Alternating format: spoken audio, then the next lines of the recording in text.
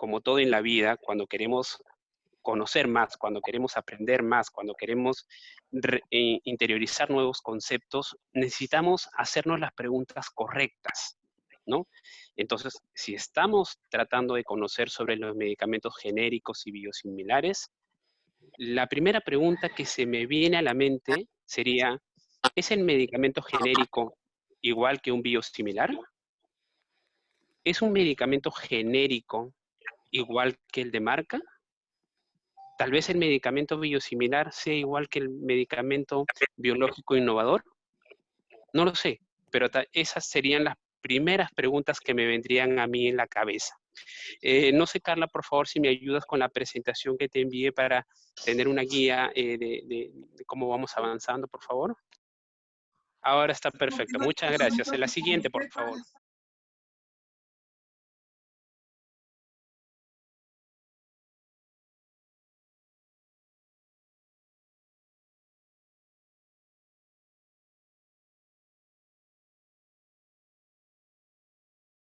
Muchas gracias. Entonces, si vemos la segunda diapositiva, ahí más o menos, sí les pediría, por favor, si pueden colocar en mute todos los audios para poder entender un poco mejor la presentación. Muchas gracias.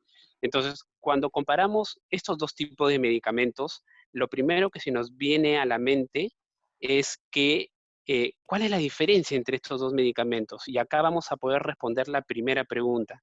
¿Es el medicamento genérico igual que el biosimilar? Y la respuesta es no. No es igual un genérico que un biosimilar. Las diferencias hay muchas. Si nosotros empezamos a buscar en la literatura médica qué es un genérico, qué es un biosimilar, podríamos pasarnos todo el día hablando de las diferencias.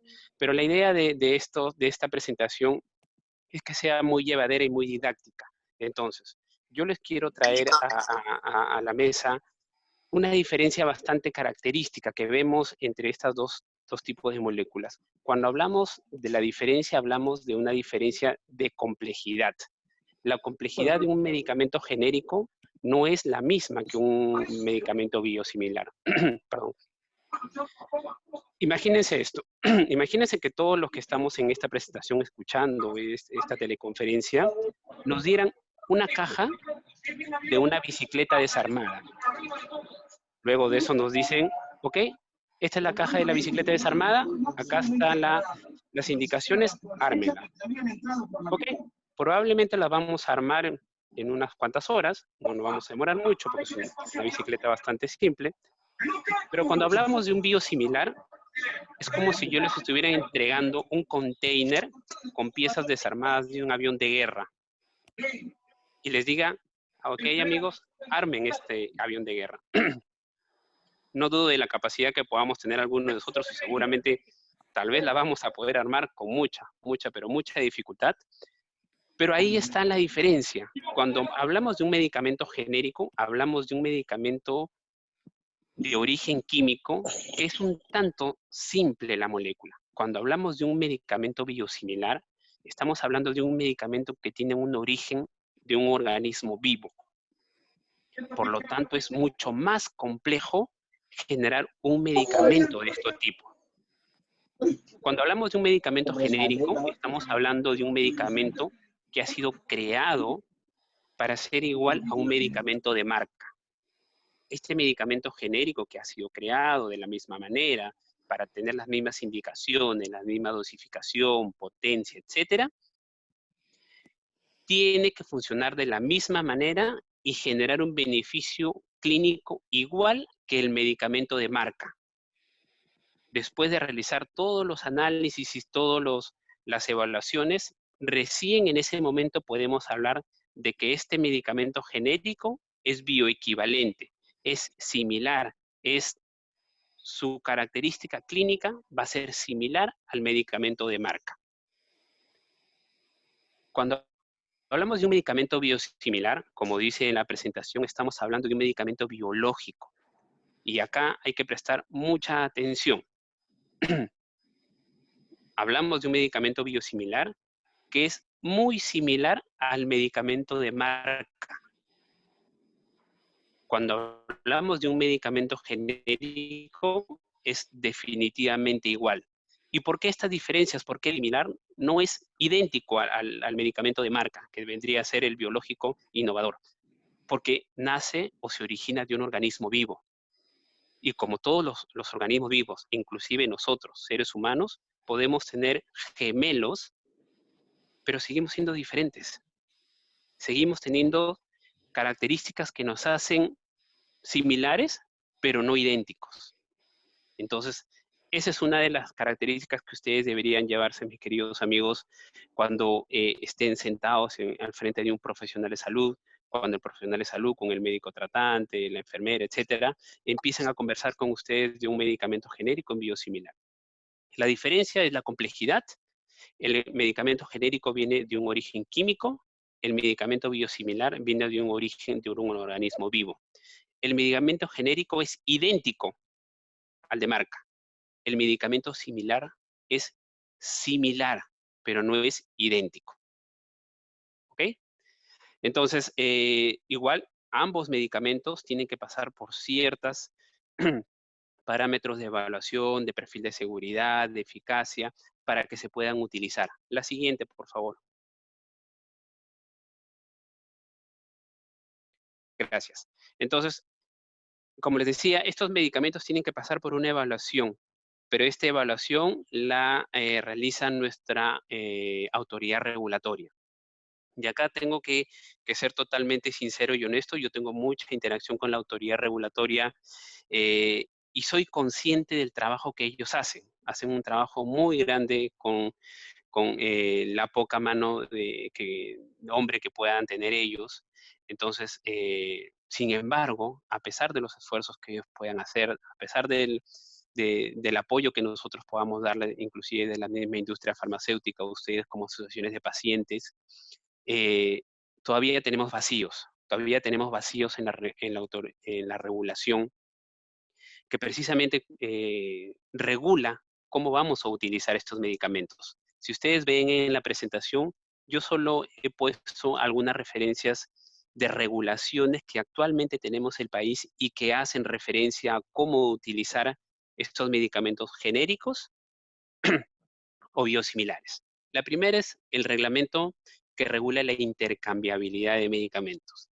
Esta es una regulación que seguramente ustedes la han podido escuchar, ya sea en el internet o en las noticias. Últimamente ha estado un poco de moda, conversando de que si en realidad los medicamentos se pueden intercambiar, si un genérico es igual que a uno de marca, ¿no?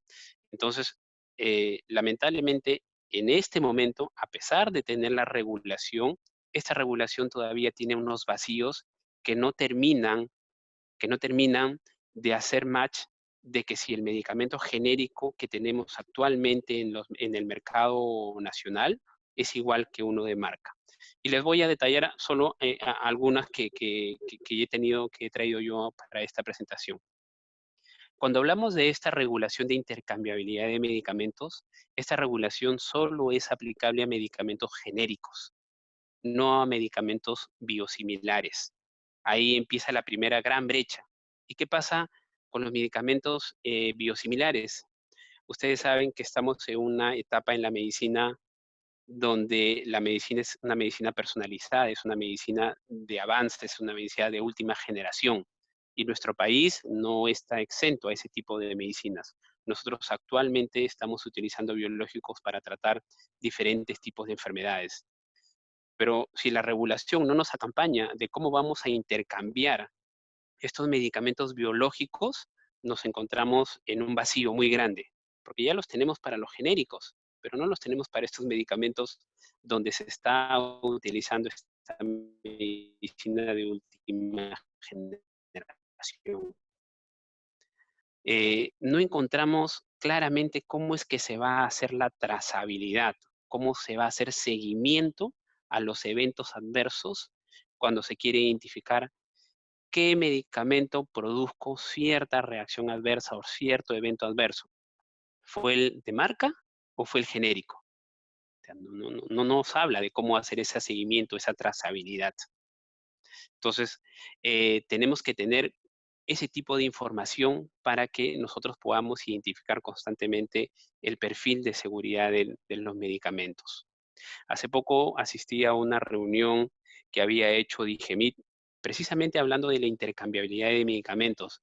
Y conversábamos con los expositores y les preguntábamos, ¿usted cree que actualmente en el país hay medicamentos que en realidad se pueden intercambiar?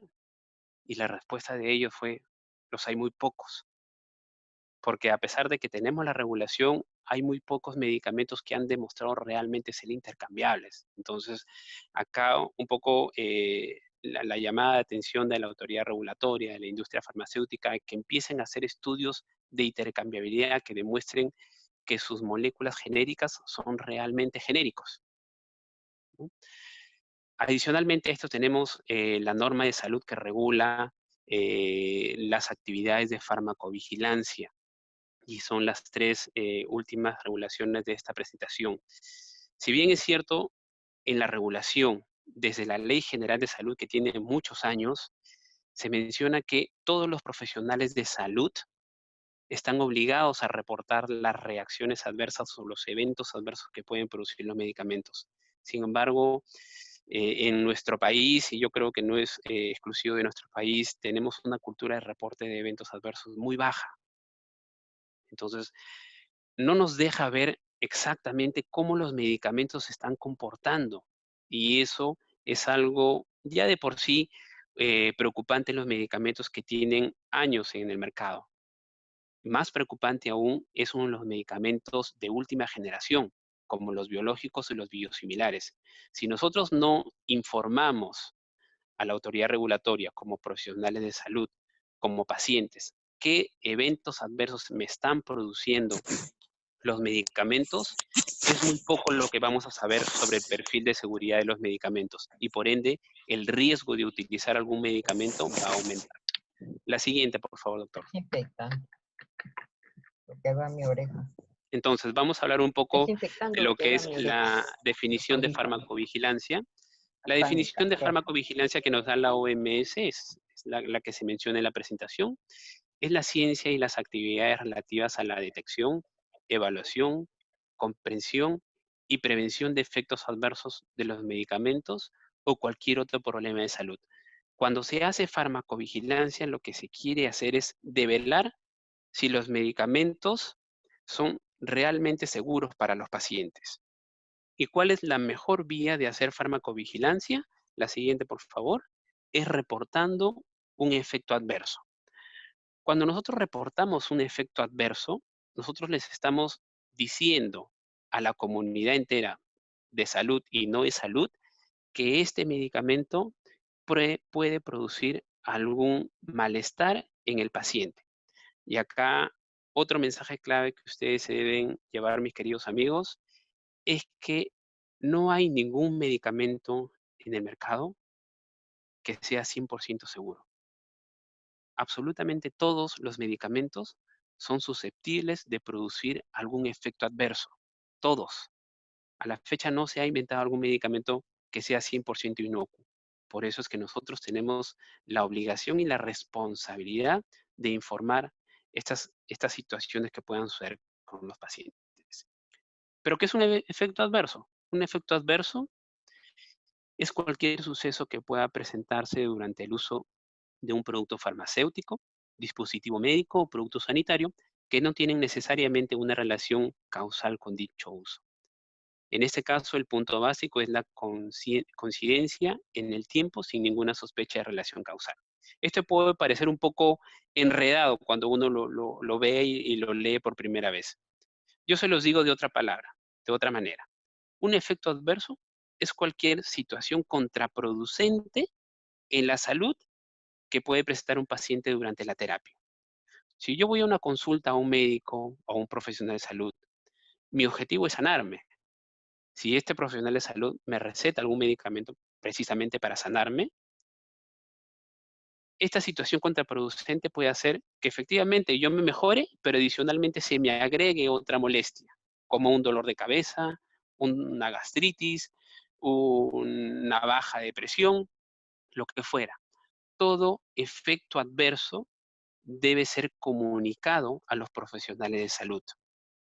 El segundo tema que debemos romper, y este es un mito, es que solo los efectos adversos graves tienen que ser reportados a los profesionales de salud. Falso. Todo efecto adverso tiene que ser comunicado a nuestros médicos, desde muy leve hasta muy severo. Todos tienen que ser comunicados, porque si yo dejo de reportar alguno de ellos, la información sobre el perfil de seguridad de los medicamentos permanece, digamos, incompleto. La siguiente, por favor. ¿Y cómo es que el paciente actúa? ¿Qué responsabilidad tiene el paciente? ¿Ustedes creen que en realidad el paciente tiene o contribuyen en la farmacovigilancia? Definitivamente sí. La siguiente, por favor. La siguiente. ¿Cómo es que lo hacen? De la siguiente manera, aportando información. El paciente, estamos en una época, amigos, de que el paciente no debe ser esa persona que se sienta al frente del médico, a escuchar todo lo que nos dice y a sentar con la cabeza que sí está entendiendo, que sí está escuchando. No, basta de eso. Y nosotros necesitamos un paciente que se empodere, que hable, que diga, doctor, necesito que usted me diga qué me va a pasar con este medicamento. Yo necesito decirle qué me está pasando con este medicamento. Tener la posibilidad de informar directamente a la autoridad regulatoria sobre esto. Esto es algo que todavía no lo tenemos. La regulación dice que todos los profesionales de salud deben comunicar estos efectos adversos a la autoridad regulatoria, pero en ninguna parte hablan de la participación del paciente. Esto es algo que ya se ha modificado a nivel internacional. La Organización Mundial de la Salud está llamando a los pacientes para que intervengan en las actividades de farmacovigilancia. Lamentablemente acá en el país todavía no se está haciendo y eso es algo que estamos trabajando con la autoridad. Poco a poco yo creo que vamos a incrementar eso. Pero nuevamente, los pacientes, ustedes, son pieza fundamental en que nosotros podamos conocer realmente el perfil de seguridad de los medicamentos. En el mercado hay medicamentos que son realmente buenos, pero necesitamos que haya medicamentos que no solamente sean buenos, sino que sean seguros para ustedes. Esa era la presentación que yo había traído. No sé si ustedes tienen alguna pregunta o lo podemos dejar después de la presentación del doctor. Conmigo son estas diapositivas y yo les doy gracias nuevamente por escucharme estos minutos. Muchísimas gracias también al doctor Ronald Espinosa. Quisiera en este momento aperturar a los asistentes a esta charla, por favor, para que puedan levantar la mano si lo desean y yo les pueda quitar el mudo que les puse y podamos hacer preguntas a los doctores. Carlita, yo sí tengo 2 o 3 preguntas. No sé si correspondan al tema que hemos estado conversando, pero sí tengo 2 preguntas en concreto. Adelante, por favor. Mira, y va para los 2 doctores. Buenas tardes. Estábamos hablando de que era muy potente que los pacientes puedan conocer inclusive los efectos adversos de los medicamentos biológicos y biosimilares. Pero aquí en el Perú, en realidad, y es una pregunta, comentario, es bastante, ¿cómo se puede hacer para poder conseguir que los pacientes puedan entender todo este tema de medicamentos biológicos y biosimilares? Aún tratándose de tratamientos oncológicos, y en este caso también se aplica para tratamientos de artritis, ¿no? Entonces, mi pregunta es cómo poder llegar a este momento en que los pacientes de cualquier segmento puedan tener conocimiento de lo que se les está administrando, ¿ok? Y en su minoría es un porcentaje muy pequeño de que los pacientes conocen o saben de este tipo de medicina. Esa es una pregunta suelta que la dejo porque nosotros como pacientes, pocos preguntamos cuál es el efecto adverso que me puede generar esta administración de estos medicamentos. Esa es una pregunta. Esta esta capacitación, esta conversación, este foro de medicamentos biológicos y biosimilares es muy potente, pero desde el rol de paciente, desde el rol de los pacientes, desde cualquier tipo, somos muy pasivos, son muy pasivos. Y donde recae la responsabilidad sobre las entidades que regulan inclusive los efectos adversos de estos medicamentos. Sí, sí, si me permite el doctor Francisco, yo puedo comentar algo sobre eso. Claro que sí. Efectivamente, gracias por tu pregunta. Como les mencionaba, el empoderamiento del paciente es clave acá. Yo les mencionaba que no estamos en una época donde el paciente solo se sienta, perdón, a escuchar lo que les dice el médico. Nosotros, la mejor manera de cómo poder interactuar con el médico y poder conocer qué medicamento me están aplicando es eso, conversando con el médico tratante, preguntándole, doctor, ¿este medicamento, qué medicamento es? ¿Es un medicamento genérico? ¿Es un medicamento innovador? ¿Es un medicamento biosimilar o biológico innovador? Pero necesitamos hacer eso, necesitamos dar ese paso. Yo sé que es muy difícil, yo también he sido paciente, soy médico y veo mucha pasividad ahora en los pacientes. Sin embargo, no estamos para eso. Estamos en una época donde el paciente y el médico tienen que decidir la terapia, tienen que conversar con la terapia, pero mi recomendación sería, y la forma como yo lo veo en instituciones donde el médico está 10 minutos tratando de atender y resolviendo el problema del paciente rápidamente, es conversar con ellos, ser totalmente transparente, darles nuestras preocupaciones y que el médico también se abra con nosotros y poder conocer cuáles son las expectativas del médico. Pero eso es, conversar. Lamentablemente estamos en una cultura de baja de reporte de eventos adversos. No lo hace el médico, porque el médico tiene muchos tabúes, tiene muchas creencias erróneas de reportar un evento adverso. Yo te pongo un ejemplo que me han dado algunos colegas. Algunos colegas piensan que si reportan un evento adverso van a tener algún problema legal con la institución. Y eso es totalmente falso, no es así. Reportar los eventos adversos es una obligación legal del profesional de salud, lo dice la Ley General de Salud.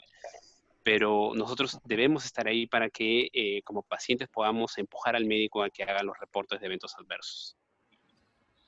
Muchas gracias, doctor Ronald. Quisiera, por favor, darle paso a Karina Chávez. Karina, tenías una pregunta, no sé si te está pasando algo con el audio. Veamos si tienes audio y si no, leo yo tu pregunta. Bueno, creo que no tiene audio, pero escribió por el chat. Muchísimas gracias, muy interesante las presentaciones. ¿Cuál es el proceso para que los pacientes puedan reportar sus efectos adversos? ¿Hay centros de farmacovigilancia en todos los centros de salud? Sí, efectivamente, como les mencionaba, la regulación actual no permite que los pacientes hagan los reportes de eventos adversos directamente a la autoridad regulatoria que es DIGEMET. Sin embargo, el camino oficial es hacerlo a través del médico tratante de la institución. Cuando el médico tratante de la institución recibe estos reportes de eventos adversos, él tiene que completar una ficha, que es la ficha amarilla del reporte de eventos adversos, y lo tiene que enviar a su comité de farmacovigilancia en la institución. Pasa una serie de procesos de evaluaciones y llega a la autoridad regulatoria. Esto es algo que también deberemos trabajar con la autoridad regulatoria porque lo ideal sería que el paciente pueda directamente hacer su reporte. En este momento no es posible y se tiene que hacer a través de los profesionales de salud. Y aprovecho para abrir un paréntesis y comentar rápidamente, pues no en todos los países existe tanta pasividad. Y de hecho, un grupo de asociaciones de pacientes y de pacientes en Centroamérica lograron que los pacientes puedan realizar directamente los reportes de efectos adversos. Esa es una buena práctica que posiblemente pueda inspirar acciones en Perú y en otros países de Latinoamérica, porque ¿quién sabe más del efecto adverso que puede estar causándole a una persona? Es el propio paciente, incluso el familiar o el cuidador. Entonces, pues esas son ideas nada más que queremos dejarles para ver si están interesados en impulsar algún movimiento, ¿no? Para que nuestro gobierno pueda mejorar el sistema de farmacovigilancia, pues en Esperantra estamos muy a la orden para poder acompañar este proceso. Por supuesto, trabajemos juntos. Yo creo que esto va a dar buenos frutos, que nos integremos personas interesadas en hacer farmacovigilancia y una fuerza muy, muy activa como la asociación de pacientes. ¿Alguien más que tenga algún comentario o alguna pregunta? Creo que Ana Karina volvió a escribir. A ver, Karina. Karina volvió a escribir. Ok. ¿Dónde se puede saber cuáles son los medicamentos que han demostrado ser intercambiables? ¿Dónde se puede ver eso? La pregunta es, ¿qué pensamos los pacientes al respecto, ¿no? Al ser medicamentos de última generación, al ser medicamentos tan complejos y al estar en un país donde los biosimilares al parecer son automáticamente intercambiados en nuestro sistema de salud, hagamos un ejercicio de ver qué sería lo ideal en todo caso para los pacientes. Tal vez que se firme un consentimiento informado, que nos indiquen que se nos va a cambiar el medicamento, que se le indique al médico tratante también que va a existir un cambio de medicamento. Me gustaría un poquito oír un poco qué es lo que piensan. Porque hay medicamentos que sí hacen efecto a los pacientes, pero a la vez trae reacciones secundarias. Pregunta Sari. Sí, solo para comentar sobre esa pregunta, como yo les había mencionado, hay medicamentos, mejor dicho, no hay ningún medicamento que sea 100% seguro. Todos pueden tener la posibilidad de presentar alguna reacción adversa o evento adverso, desde muy leve hasta muy grave. Sea genérico, sea innovador, sea biosimilar, sea biológico innovador. Por eso es que puede darse el caso que algunos pacientes puedan pasar sin reacción adversa o evento adverso y otros sí puedan generar. Pero todos son susceptibles de producir eventos adversos. Ok. Agrega Karina Chávez. Muchas gracias, doctor. Otra pregunta. ¿Hace departamentos de farmacovigilancia en todos los centros de salud? En realidad, me parece que la pregunta va dirigida a si es que hay departamentos de farmacovigilancia. Entonces, sí, los departamentos de farmacovigilancia son aplicables a instituciones de salud que tienen cierto nivel de complejidad. Los que son con nivel de complejidad 1, como un centro de salud, no las tienen. Cuentan con un departamento de farmacovigilancia, un comité de farmacovigilancia, hospitales de alta complejidad, como puede ser Rebagliati, Almenara, 2 de Mayo. Más abajo de ese nivel de complejidad, instituciones de salud no hay. En la estructura del sistema peruano de farmacovigilancia no lo contempla. Okay. Uy, hay alguien que está entrando recién ahora. Bueno, Carlos, bienvenido. Estamos ya en la ronda de preguntas sobre farmacovigilancia, sobre medicamentos biológicos y biosimilares. ¿Alguien más que quiera hacer un comentario? ¿Qué les parece si en nuestro sistema de salud actualmente se están intercambiando los medicamentos? ¿Creen que esto se debe avisar a los pacientes o qué es un poco lo que piensan que debe suceder? Carlita. Acá, dale. Ya, gracias. En realidad creo que en adelante viene un reto muy grande porque el capacitar y empoderar a los pacientes o a las personas en general, la población. Carlita. Mónica, adelante. Yo quería preguntar si existe algún documento donde nos digan que los biosimilares tienen como algunos efectos adversos en cierto tramo de tiempo, como como para que los pacientes podamos reclamar a los doctores y nos puedan explicar, señora, se le está poniendo otro medicamento y esto en tal periodo de tiempo va a tener alguna reacción usted. O sea, ahí existe esa normativa, existe ese documento. Yo le doy pase al doctor Ronald, que creo que nos puede explicar un poquito mejor la regulación actual. Que yo sepa, no hay ningún documento que no se les avisa, simplemente se les cambia el medicamento y en la mayoría de casos los médicos no lo saben tampoco. Y encima de esto, no tiene un nombre distinto el biológico que el biosimilar, entonces cuando ocurre el efecto adverso, no se sabe quién o cuál fármaco es el responsable. Entonces, quisiera que el doctor Ronald pudiera corroborar, a ver si puede ampliar un poquito. Sí, efectivamente, lo que estamos viviendo en el país es, yo lo graficaría como mucha intención de querer solucionar las cosas, pero estamos en un vacío total, ¿no? O sea, tenemos situaciones donde, como lo menciona Carla, hay profesionales de salud que, que tienen a la mano uno o dos medicamentos nada más y eso les están aplicando a sus pacientes. Sin embargo, ellos no saben si es el innovador o es un biosimilar. La regulación actual solo dice casos y da parámetros para intercambiar medicamentos genéricos, no biológicos.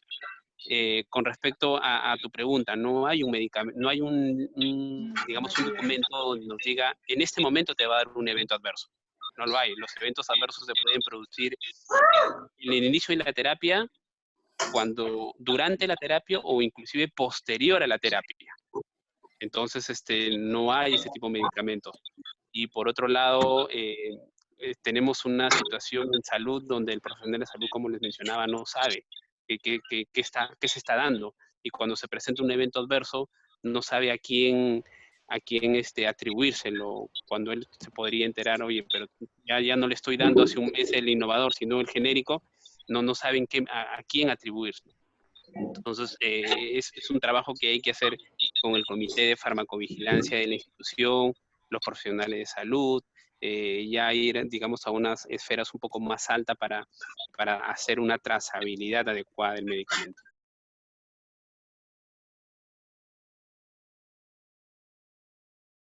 Quiero aprovechar el comentario de Ana Karina, que hace un momento quiso hacer un comentario, pero le está fallando el audio. Dice que su comentario final es que tenemos un reto muy importante en adelante para la participación de los pacientes. Y tomando esas palabras, en verdad, pues tenemos mucha responsabilidad sobre lo que vaya a acontecer en nuestro sistema de salud. La vigilancia ciudadana es súper importante y si nosotros no la hacemos, no colaboramos con nuestras autoridades, no sugerimos lo que hace sentido para nosotros, realmente no estamos siendo ciudadanos activos, ciudadanos participativos. Llamarlos a que sí, cualquiera de ustedes quiere desarrollar ese ejercicio de participación ciudadana, estamos en Esperantra para gustosamente ayudarles a poder canalizar esas sugerencias. Y bueno, recordarles que como ha dicho el doctor Donadio, el genérico no es malo, el biosimilar tampoco es malo, bienvenidos, si es que a paridad de calidad el Estado puede tener algún ahorro, pues enhorabuena, pero siempre recordando que esto no puede ser algo que pueda perjudicar a los pacientes, ¿no? Si es que ingresan los biosimilares o los genéricos, tienen que ser únicamente aquellos que respondan a seguridad, eficacia y calidad comprobada. Y básicamente pues lo que queremos es una regulación robusta que pueda proteger a los pacientes al respecto. Yo quisiera ya no tomar más tiempo porque son las 4:32 y habíamos ofrecido terminar a las 4:20 y bueno, quiero ser súper respetuosa de vuestros tiempos y solamente agradecer a cada uno de ustedes por haber participado en esta capacitación. Vamos a tener más capacitaciones y agradecer también a los doctores que nos han brindado tanto conocimiento y que han compartido con nosotros, sabiendo que a lo mejor pues no somos expertos en estos temas, pero han podido explicar con mucho éxito temas tan complicados a personas de a pie, como decimos, que vamos a seguramente hacer un buen provecho de todo este conocimiento. De nuevo, muchísimas gracias. Y si gustan los doctores alguna palabra final, me lo hacen saber, por favor, y si no, ya daríamos por concluida la capacitación.